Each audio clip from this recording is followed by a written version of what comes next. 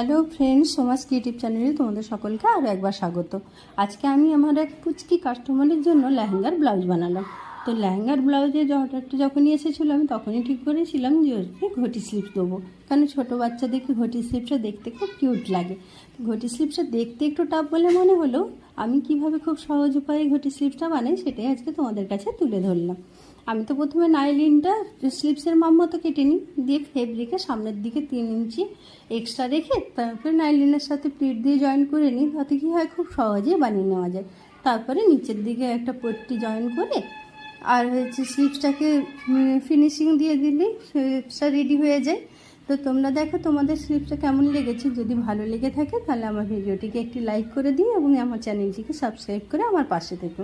Thank you so much তোমাদের সকলকে আমার এই ভিডিওটি দেখার জন্য।